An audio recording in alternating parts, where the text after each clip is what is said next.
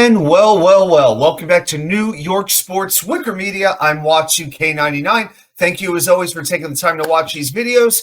So what I'm going to be doing over the weekend is recording 3 separate videos previewing the New York area hockey teams. One for the Devils, one for the Islanders, one for the Rangers. This is the Devils video, so be sure to check out the other videos as well. So let's talk about the New Jersey Devils and what we can expect going into the 25-26 season. Well, before we do that, let's take a look back at where they were. 24-25 was really a tale of 2 seasons because they brought in jakobmarkstrom to help solidify a very shaky goaltending situation. And he hurt his knee during a collision in a game on January 22nd. And at that point, the Devils had the 8th most points in the NHL. The maneuver seemed to be working really well. Well, Markstrom missed the next month. And during that month he was gone, the Devils sputtered to a record of just 6-5, and then the wheels just completely fell off. March 2nd game against Vegas, jackhughes slides hard into the boards. His shoulder is busted. His season is over. And once you take jackhughes out of that lineup, there's not a whole lot of goal scoring left. And Markstrom was just never really able to regain, his form pre-injury at the other end of the ice. So in their last 20 games, the Devils got only 19 points. And even though they had enough cachet built up to make the playoffs, you knew that Carolina was just going to roll right through them, and that's exactly what they did. So now they've lost a few pieces going into this year. Eric Haula, Thomas Tatar, Curtis Lazar, Nathan Bastian, Brian Dumoulin, all moving on to other teams. Now, one thing the Devils clearly need to address is their lack of depth in scoring. They finished 26th in the league in scoring last year with 149 goals. Now, jackhughes and jesperbratt, they're really the foundation of the offense. And I want to say this about jackhughes. He's immensely talented. There can be no denying that.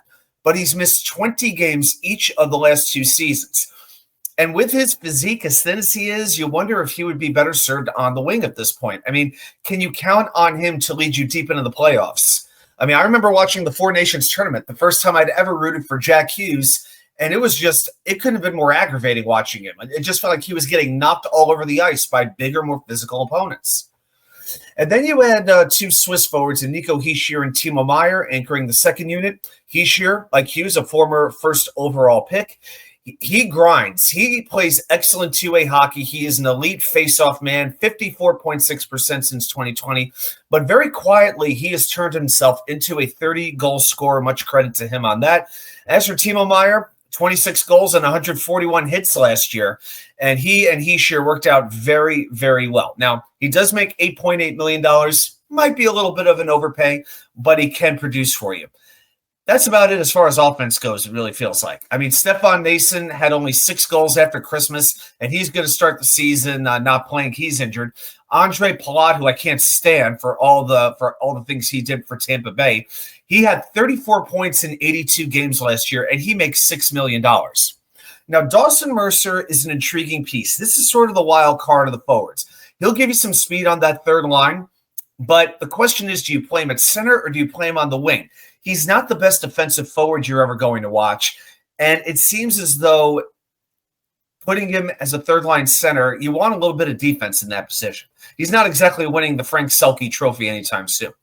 Now, with additions at forward, they added Connor Brown for 4 years, and they added Evgeny Dadonov for 1 year to add some additional scoring. Let's see how those work.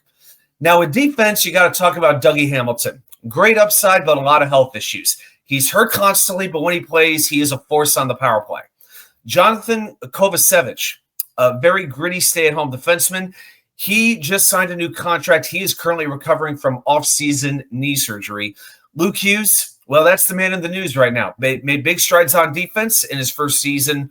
He has great speed. I guess they look at recovery speed, and he's in the 97th percentile on that, so do with that what you wish.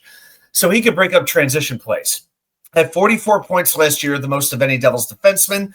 Just got a new contract on October 1st for $9 million a year for 7 years. Wow. And he gets paired up with Brett Pesce, the ex-Carolina Hurricane. Tough, grindy defenseman. Watching him play in a lot of those series that Carolina had, always had a lot of respect for how he played, and New Jersey is fortunate to have him. 18 block shots in 5 games. Brendan Dillon, veteran blue line enforcer, skated with Hamilton. He sort of helps solidify the defensive zone while Dougie Hamilton can roam on offense. but he does make some occasional guess, even though he has a very good one-timer. Now, as far as the goaltending situation goes, it's aging. They may need AARP cards. Jacob Markstrom is now 35 years old. And when he came over from Calgary, he really stabilized the crease at the Prudential Center. He's very explosive post to post. He's got great size. Before he got hurt, he had a goals against average of 2.20, allowing just over 2 goals per game, 912 save percentage. And after he came back, his record was only 5-7-1. That save percentage dropped to 869. So what kind of Markstrom do you get here? And then Jake Allen chose to stay with the Devils. He signed a 5-year deal, just $1.8 million. It's a pretty good deal. He's also 35 years old. And then you have Sheldon Keefe at head coach. Now, the reputation he had when he was coaching Toronto was he's a good coach regular season, but his teams never really advanced all that far in the playoffs. And that's pretty much what we saw. Although, again, Carolina, in my mind, was a far, far better team than New Jersey was by the end of the season.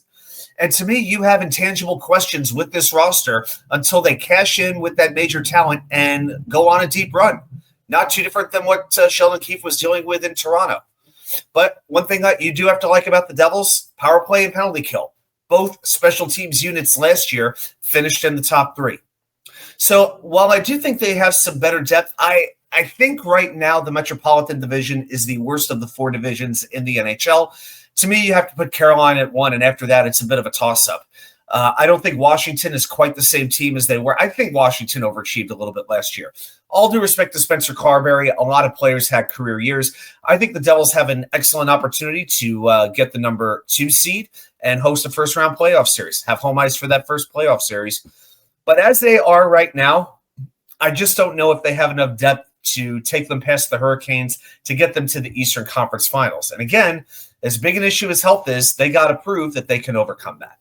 All right, that is my breakdown of the Devils. Also, as I said, be sure to check out my videos about the Islanders and the Rangers as well. And join me every Wednesday night, 6 p.m. for the Wednesday night live show. Thank you very much for watching, and I will see you right back here with more content from you know where. The Wicker Chair.